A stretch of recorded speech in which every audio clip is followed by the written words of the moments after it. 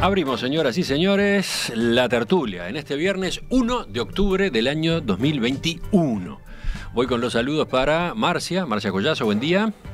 Buen día para todos. Alejandro, ¿cómo te va? Alejandro Aval. Buen día, Emiliano, y amigos y audiencia. Juan Grompone, buen día. Buen día para todos. Y Gonzalo Pérez del Castillo. Muy buenos días para todos. Vamos con nuestro primer tema. Las empresas públicas, sus costos, sus tarifas, sus modelos de negocios están permanentemente en el debate político en los últimos meses. La controversia más reciente se dio a raíz de la decisión del directorio de ANCAP de iniciar un proceso competitivo para asociarse con una compañía privada en la producción de Portland, un sector que arrastra pérdidas desde hace 20 años. La noticia, ustedes saben, generó rechazo en el Frente Amplio y en el sindicato de ANCAP. Bueno, a raíz de esta polémica, Juan proponía la semana pasada un debate más a fondo sobre empresas públicas. A ver, si te recuerdo bien, Juan, de algún modo tú preguntabas ¿cuándo es razonable tener una empresa pública y cuándo no? ¿Una cosa así? A ver, te dejo seguir. Bueno, quiero primero empezar con una pequeña historia, ¿no? La izquierda defiende a las empresas públicas, yo creo, porque lo dice el Manifiesto Comunista, ¿no? Es decir, y además lo dice la historia del socialismo real. Pero la historia ha demostrado que las empresas no funcionan, y los propios autores del Manifiesto Comunista anotaron en algún prólogo posterior del manifiesto que habría que revisar esas medidas. Bueno, el socialismo real finalizó con la privatización, una gigantesca privatización de las empresas públicas. En el caso de Rusia fue un desastre esa privatización. Bueno, y el camino alternativo fueron las reformas de Deng en China, que lo que hizo fue permitir que se crearan empresas privadas. Es decir, prácticamente no privatizó demasiado las empresas, pero que permitió que se crearan empresas privadas. Huawei, por ejemplo, Huawei o Alibaba, que son dos colosos de la economía china en este momento, son dos empresas de iniciativa privada y nunca fueron estatales, ni son estatales, ¿no? Bueno, por otro lado, los vallistas en el Uruguay las defienden porque fue la obra de Valle de Ordóñez. Así que, digamos, izquierda y vallistas defienden las empresas públicas. Y los liberales, que en general es un sector de algunos colorados y del Partido Nacional, están en contra de las empresas públicas por ser de una ideología liberal, ¿no? Es decir, que el liberalismo piensa en un estado mínimo en el cual no tienen cabida las empresas. Ahora, creo que lo que hay que hacer para pensar el tema de las empresas públicas, hay que tener en cuenta algunos puntos, me parece. En primer lugar, hay monopolios naturales, ¿no? Hay monopolios naturales, porque, por ejemplo, no tiene ningún sentido que a mi casa lleguen 2 cañerías de agua corriente o 2 cables de electricidad. No tiene ningún sentido para que haga la competencia, es decir, que yo pueda elegir el proveedor A o el proveedor B. No tiene ningún sentido porque esta competencia lo único que hace es aumentar los precios. Es decir, en definitiva, la gracia de la competencia es bajar los precios. Pero si 2 empresas tienen que tender la red de agua o la red de electricidad, entonces tienen que invertir 2 veces para suministrar el servicio en lugar de una. Y necesariamente eso es más caro. Entonces, en ese sentido, no tiene sentido. En segundo lugar, creo que una cosa que siempre se olvida, que en general los economistas olvidan, es que existe la economía de escala. Es decir, que las empresas en la sociedad capitalista tienen un tamaño mínimo para ser rentables. Es decir, no cualquier empresa. Yo no puedo poner una compañía que fabrique aviones jet de transporte, por ejemplo, con 30 empleados. Es decir, porque tiene que tener de repente 15.000 empleados para poder fabricar esos aviones. Es decir, que hay una economía de escala en el país. Y la economía de escala se refiere a los clientes y al tamaño de las operaciones que puede tener esa empresa. De modo que eso hace que hay empresas que no pueden existir en algún país.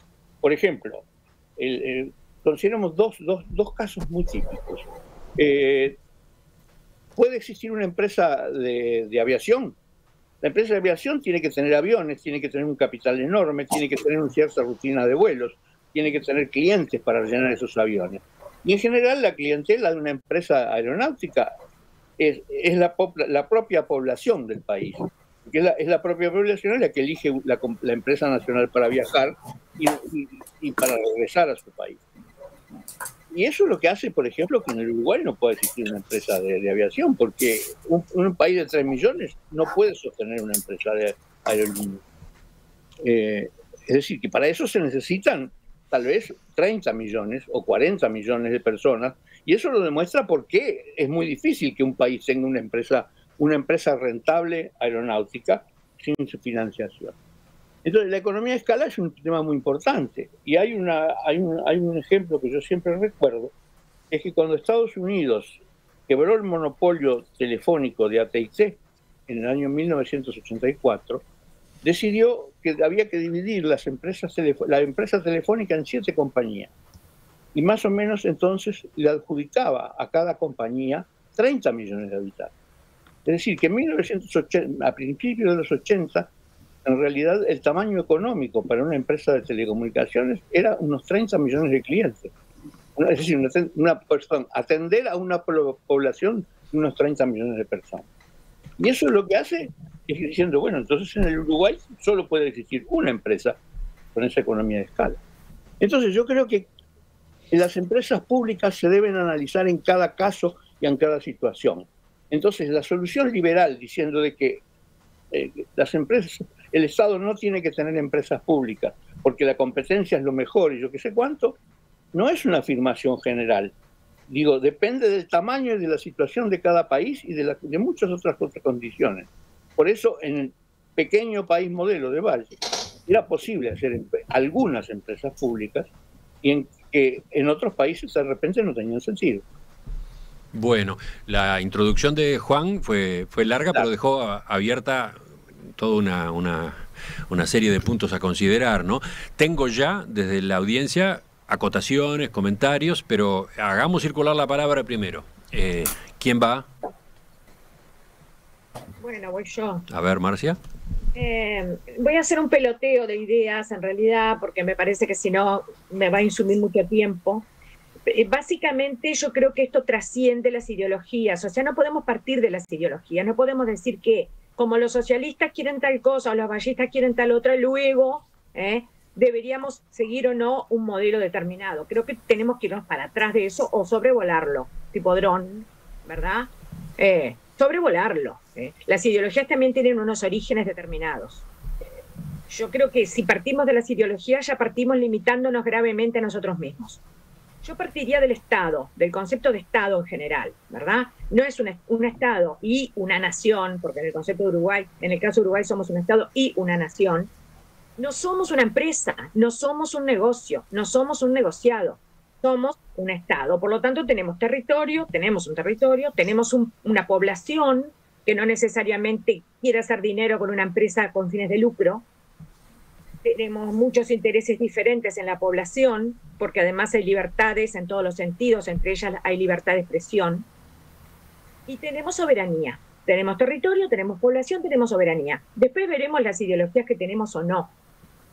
Lo que está claro es que el Estado moderno, el Estado de hoy en día, no es el Estado juez sin gendarme del siglo XIX, que fue el de los albores de nuestro propio país, de la Constitución de 1830, y del propio militarismo, que fue el primer puntal de la modernización. El propio militarismo obedecía a un corte liberal en este momento.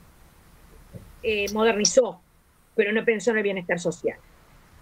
El Estado moderno de hoy en día está ante un dilema básico.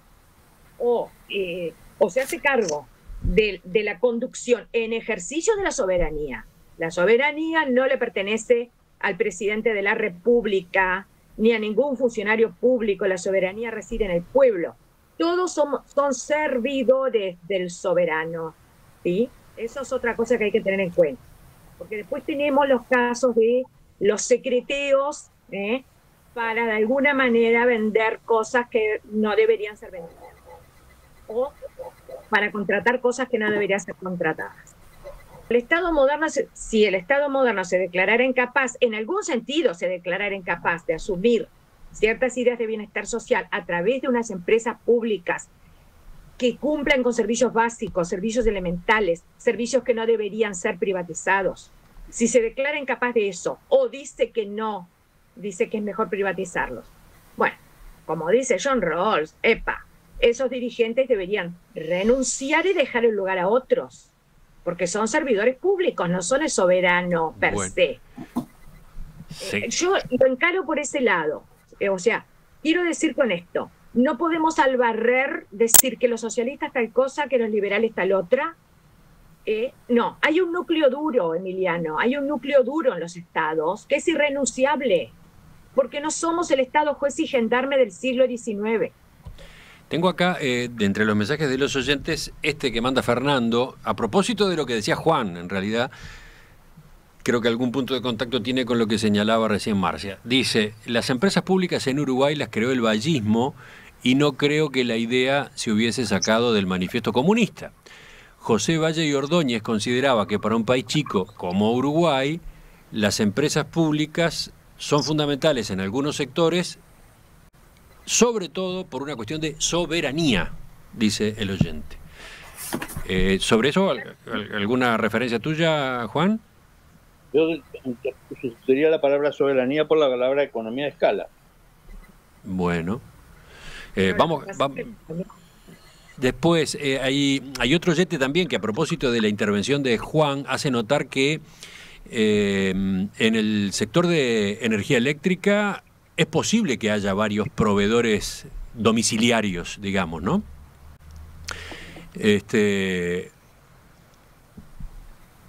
En la red de electricidad y de gas puede haber más de un proveedor, dice. En Francia, concretamente, él habla desde allí, en Francia se puede elegir en un mercado de más de 20 empresas de energía. La instalación es la misma, o sea, la red es la misma, la mantiene una compañía que se dedica a eso, a mantener la red, y esa red está financiada por todas las empresas que ofrecen el servicio eléctrico a los clientes, ¿no? Esa variante existe. Sí, bueno, y hoy en Europa se está discutiendo mucho eso a raíz del aumento que está teniendo la tarifa eléctrica. Hay una competencia entre empresas para que las familias se pasen a una o a la otra para justamente tomar garantías con respecto a esas subas. Bueno, seguimos. Vamos con Alejandro, que pedía la palabra. Bueno, en realidad yo creo que sí hay un componente ideológico, quizás muy limitado, mucho más limitado hoy día, pero no tengo ninguna duda de que quienes tienen una filosofía política marxista-leninista, como el Partido Comunista del Uruguay, que es un firme convencido del marxismo-leninismo, eliminar la propiedad privada es una necesidad, es una consecuencia ineludible de sostener esa teoría. Y eliminar la propiedad privada se traduce en la práctica, por lo menos históricamente así ha sido y no aparecen otras alternativas, en, bueno, que toda la actividad se encuentre en manos del Estado, o sea, la actividad económica, me refiero en particular, ¿no? ¿Verdad? Así que para quien tiene una filosofía de esa naturaleza, es natural que el impulso lo lleve a sostenerla de que las empresas públicas tienen en cualquier caso que existir y además, en lo posible o sin posible, ser monopólicas, ¿verdad? Bueno, yo no profeso el marxismo-leninismo, así que no acepto eso. Y conste que el tema del socialismo es mucho más variado, porque de socialismo se puede hablar, yo que sé, una cantidad de vertientes que no es del caso analizarlas hoy día, pero hay socialismos que la socialdemocracia se define como socialismo, por ejemplo, que no sostienen en absoluto la eliminación de la propiedad privada y ni siquiera la existencia como un elemento fundamental para un Estado de empresas públicas. Pero sin entrar en eso, en lo que yo pienso, por lo menos, ¿no? Yo pienso que cuando hay actividades que nadie hace,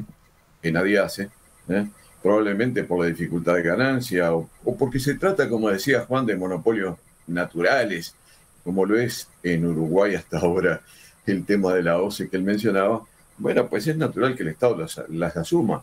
Alguien lo tiene que hacer, ¿verdad? Ahora, ¿qué es lo que hay que ver? Y bueno, hay que ver en cada caso de qué se trata. mientras estemos en una sociedad capitalista, y no auguro que eso termine, simplemente lo digo que mientras estemos en ese estado, lo que hay que hacer es ver en cada caso qué es lo que pasa. Hoy día es absurdo, por ejemplo, que haya una empresa estatal que se dedicara a producir bebidas alcohólicas. Y por eso se acabó el alcohol en ANCAP, ¿verdad? O peor todavía, a producir perfume. ¿Se acuerdan la teoría aquella del perfume del Pepe y todo eso? Que llegó a funcionar, no fue solo un cuento. Era una cosa ridícula. Bueno, murió. Y ahora tenemos el problema del Portland. Y el problema del Portland lo tenemos muy a la vista. Y por cierto que es complicado, pero no por el Portland, no por la existencia de la empresa, es complicado por la gente que trabaja ahí. ¿Cómo reubicar esa gente si se eliminara la producción de Portland tan deficitaria por parte de ANCAP? O reubicarla o darle alguna forma de continuidad, por lo menos distinta a la producción de Portland de la que tiene hasta ahora. Y que si hubiera que inventarla, nadie se la daría a la ANCAP. Nadie, salvo, naturalmente, los marxistas-leninistas, fieles al pensamiento de eliminar la propiedad privada y que eso tiene que ser así. Ahí está el problema de los monopolios estatales también no naturales. Y ahí tenemos dos ejemplos en los cuales resultó muy bueno eliminar el monopolio estatal sin eliminar la empresa. Uno es el caso de los seguros, ¿verdad? De los seguros, que eso redundó en una sensible baja del costo de los seguros y un mayor servicio a la población. El otro es de la telefonía celular. Yo creo que la telefonía celular, en la cual la participación de Antel es fundamental, se ha mejorado muchísimo por la necesidad de competencia que tiene Antel con compañías privadas muy importantes. Y en ese caso es notable porque Antel lo ha hecho, hasta donde yo entiendo, muy bien. Bueno, por ahora lo dejo, ya fui bastante largo, Emiliano. Perdón, ¿sí? Quiero decir algo muy breve. Sí. Yo creo que, fíjate, Alejandro habla del marxismo-leninismo. Bueno, muy bien. Ustedes saben, yo no soy economista, líbreme Dios de pretender faltarle el respeto a los economistas diciendo cualquier barbaridad. Pero, a ver, China comunista se dedica a un negociado que viene arrastrándose desde hace muchas décadas en Europa Occidental, en el Occidente en general, que es invertir, ¿no?, como cualquier negociado de este mundo, en empresas en determinados países. O casualidad, esos países suelen ser los más vulnerables, con las economías más vulnerables o con los marcos jurídicos más vulnerables, especialmente en América Latina, pero también, atención, en Europa. En el 2013, porque yo he seguido de cerca estos avatares, yo tengo un hijo en Francia y me cuenta cosas de primera mano. En el 2013, que hubo una crisis importante y la Unión Europea decidió, permitir, en fin, privatizaciones en determinados países, también con las economías más vulnerables, por ejemplo, Grecia. ¿Saben quiénes invirtieron fabulosamente en empresas privadas que luego demostraron que eran ruinosas para el bienestar de los estados? China comunista, a través de empresas estatales. Empresas estatales, repito, privatizaba en otros países y obtenía pingües ganancias. Y encima, cuando no resulta el negocio, se dan el lujo de hacerle juicios a esos estados vulnerables por millones de dólares. Los ganen o no los ganen, es parte del negocio. Entonces hay que tener mucho cuidado con los reduccionismos. Eso es lo que quiero decir. Bueno, supongo que Juan ya tiene lo que decir, ya tiene lo que responder a varias de las alusiones que ha habido en estas intervenciones, pero no habló todavía Gonzalo. ¿Cómo hacemos? ¿Breve algo tuyo, Juan? Sí, yo quería mencionar dos cosas sobre las empresas públicas uruguayas. En primer lugar, el alcohol en ANCAP proviene de una necesidad de Valle. Es decir, bajo Eduardo Acevedo se ideó la idea, se concibió la idea de usar el alcohol como combustible para los autos.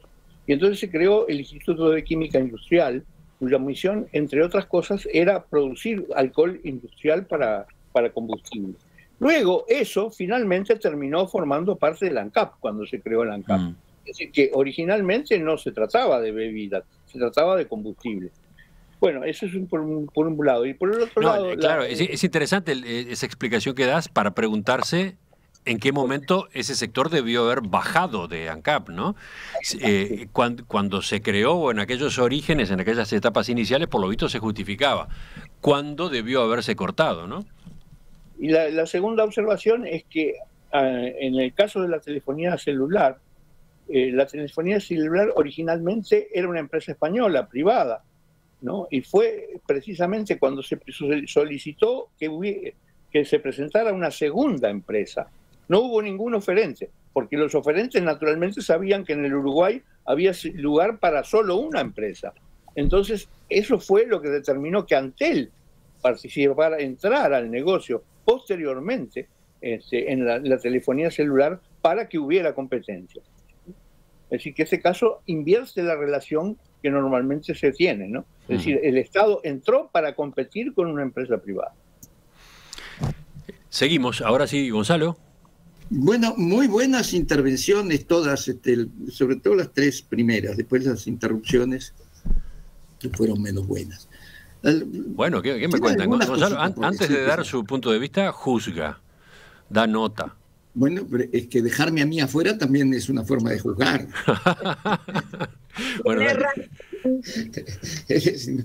Bueno, yo creo que hay que partir de la base de que los gobiernos tienen que tener un control sobre la política de desarrollo del país. ¿Qué tipo de país queremos? ¿Cómo promovemos el desarrollo humano? Es decir, no solo la producción y el ingreso y la distribución del ingreso, sino la educación, la salud, la seguridad, en fin, los derechos y las libertades que corresponden al desarrollo humano. ¿Y cómo obtener eso? Ya sabemos que a través del control estatal de los medios de producción y los programas a 5 años no se logró. Pero a través del laissez-faire del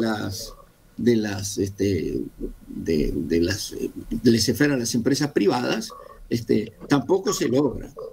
Porque si no, todos los países colonizados, donde las empresas privadas hacían exactamente lo que querían, serían países con altos niveles de desarrollo. Y no fue así. Fueron países misericordiamente explotados. Entonces el Estado sin duda tiene un rol, y el rol es ese, el rol es llevar un control sobre la política de desarrollo y qué tipo de país queremos. Ahora, ¿cuál es el balance ideal entre sector público y sector privado? Una cosa primero quiero decir. No es cierto necesariamente que las empresas, que los entes públicos tienen forzosamente que ser ineficientes. No es así. La NASA no es ineficiente, Scotland Yard no es ineficiente, los institutos tecnológicos públicos europeos no son ineficientes. Es decir, hay como una aceptación general que lo privado es más eficiente. No es así. Lo público puede ser muy eficiente. Ahora, como bien creo que dijo Juan y posiblemente todos, estas cosas hay que analizarlas muy bien caso por caso. ¿Cuáles son aquellas áreas productivas en las cuales el Estado tiene que jugar un rol? A mí no me cabe la menor duda que el Estado tiene que tener una supervisión de cómo funcionan las cosas.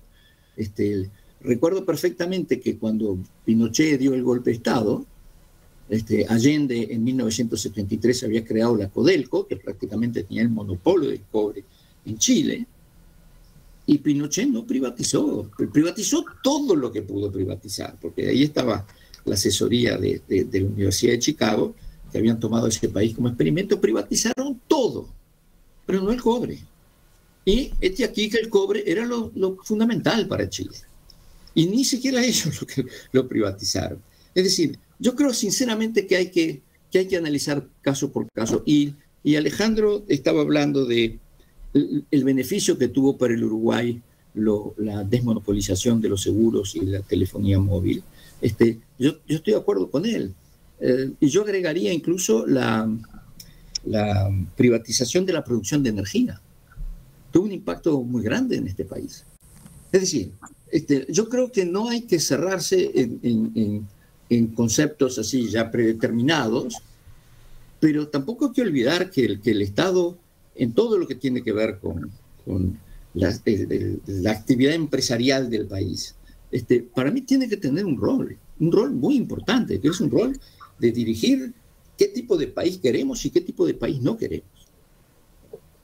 Bueno, vamos a ir cerrando, supongo que con Juan por lo menos, pero incorporo también algunos aportes más de la audiencia. Por ejemplo, Enrique dice, el Estado puede prestar servicios, hacerlos eficaces no solo es posible, es una obligación y es parte de la esencia de la democracia. Bueno, yo quería agregar nada más que una pregunta, ¿verdad? Es decir, ¿qué pasa si el Estado se quedara solamente como juez y gendarme, como pretende todavía en un discurso ideológico, o varios?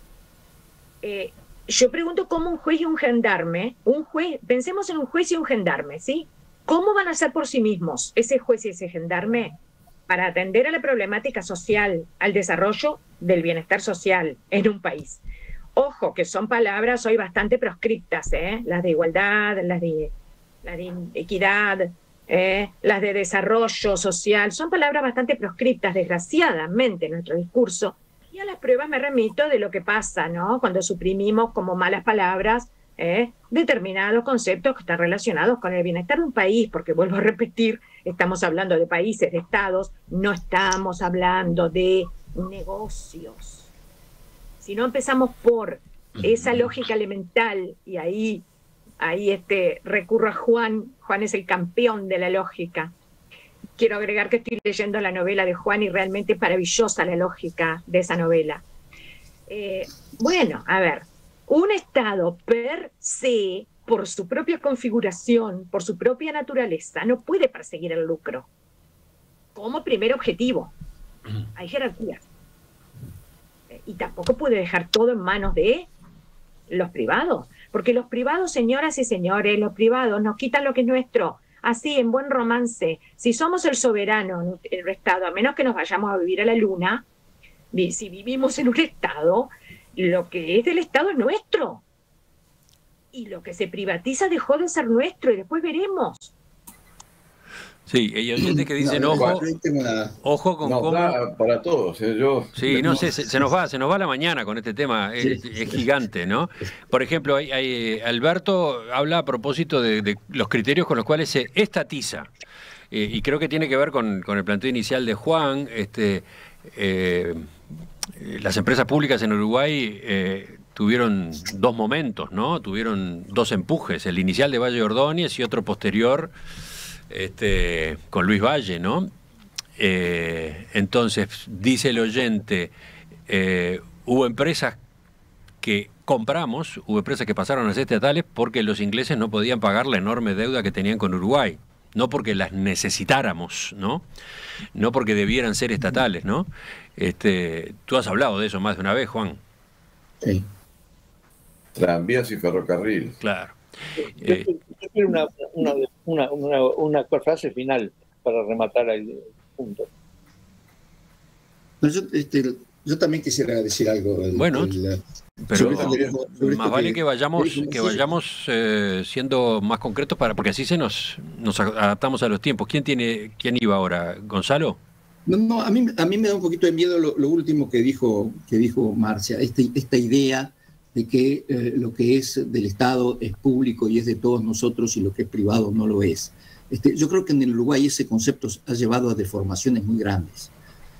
Yo tengo la sensación, y dije anteriormente que yo no tengo absolutamente nada contra el funcionario público, yo he sido un funcionario público toda mi vida, pero creo que el funcionario público necesita vocación de servicio y para eso es bueno que haya un objetivo que es público y las organizaciones que yo mencioné tienen objetivos públicos. Ahora, cuando el objetivo es un fin de lucro, la sensación que yo tengo en el Uruguay es que los empleados de estas empresas públicas terminan pensando que la empresa es de ellos, no de todos los uruguayos.